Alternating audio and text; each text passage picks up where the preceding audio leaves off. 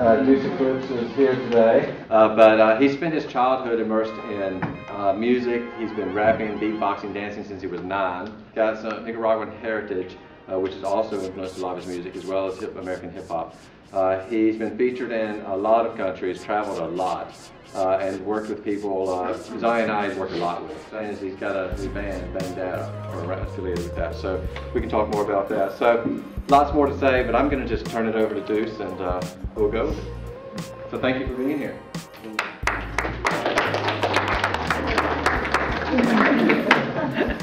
What's up? First generation born in the United States from Nicaraguan parents on both sides.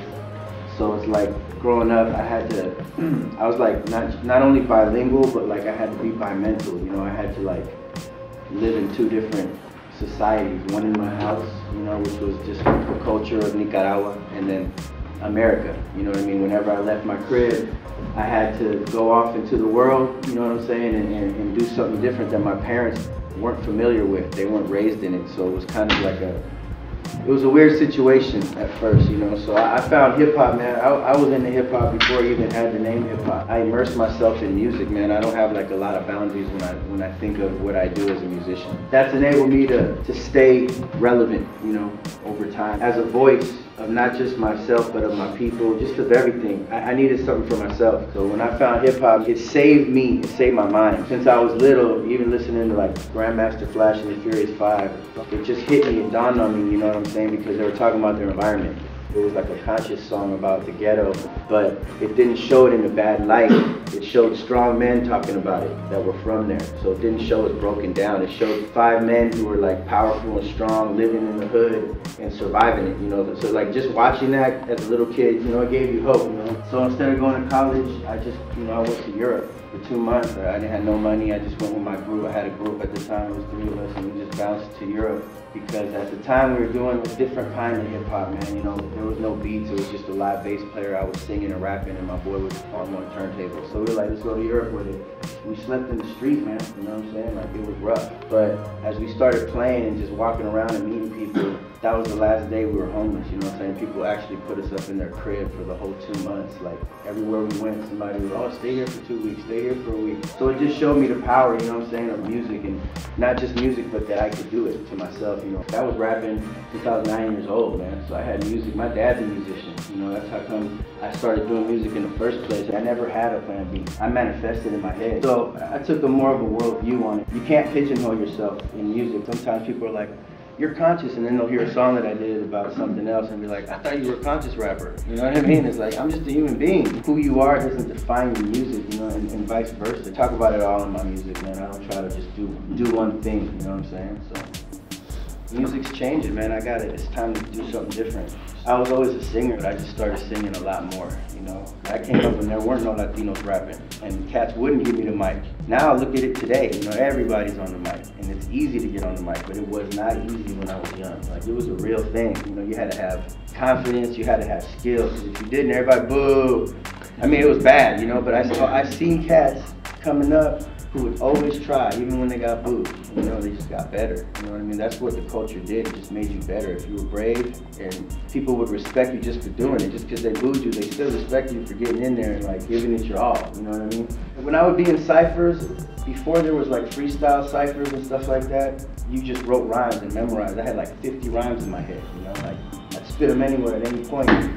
But, you know, we'd get together at parties and rap on the mic, and when I'd run out of rhymes, I'd be like, damn, you know, I want to keep going. So I found freestyle, you know, like I just started working at that for years. So, you know, I got skills when it comes to that because I always wanted to keep going. And then jazz opened me up to like, I don't want to just rap. Like, sometimes to keep going, you don't have to rap, you just start singing. People are bringing the past to the future right now.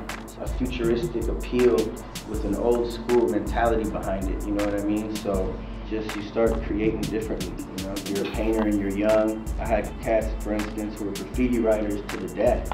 Now they're doing it in the future, you know what I mean? It's like they got jobs doing their graffiti, but in the future, you know what I mean? Like on computers, taking all those real street skills to the workplace. It's funny because nowadays you don't have to have that street cred it's easy to do anything now. You know, anybody can make a beat, anybody can rap, anybody. It's like the music, the market's so saturated right now. Everybody wants to be a rapper. Everybody wants to be famous, you know. And that's what I try to tell people all the time. When little kids come up to me in high school, they're like, yo, what's your advice, you know, for an up-and-coming rapper? And I'm like, you know, stop rapping.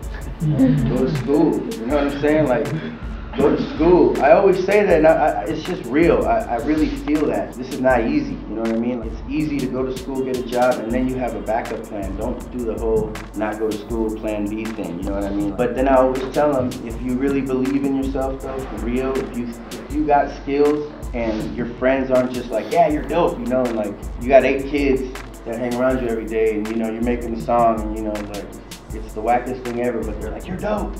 You know, that's not good. You know, that's another, you got to get out into the world and get real opinions. You know what I'm saying? American Idol, whack. You know what I mean? It's like every time you boo. Like always imagine that person in the crowd. You know, like that's the guy you gotta convert. You know, when you're on stage or whatever.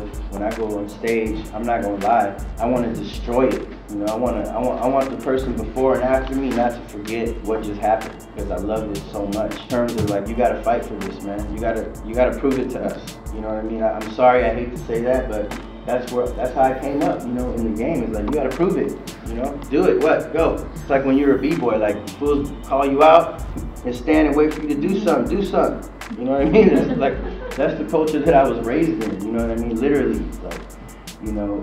So it's just cool, you know, we're able to go around the world with this thing, man. And I think that a lot of the way we get away with it is by putting on a great show, you know, and like people know that we're having fun. You know, it's like, this is, as much as I take it seriously, I don't. So that's part of doing this. It's not my all and end all, everything. Music is what we all have in our life, is to heal ourselves, you know what I'm saying? Like, that's why I do it. Because if I don't heal myself, I can't even try to help in the world. If I'm sick, you know, and doing all this whack stuff, you know, I can't help the world that way, you know? So music, my father showed me when he stopped doing every day before work, he would play for like an hour, you know, and then I watch him every day, like, dude, he's just meditating, you know, before he goes off into the workplace. Deuce is like my native name, the one that I chose for myself. And Deuce is just, there's 2 sides to every story, positive and negative. The eclipse is like the sun and the moon coming together. It's 2 other things that come together to create a third. It's like a way of humbling myself. That first isn't the only thing. Deuce, I try to put everything positive in my life out through that channel.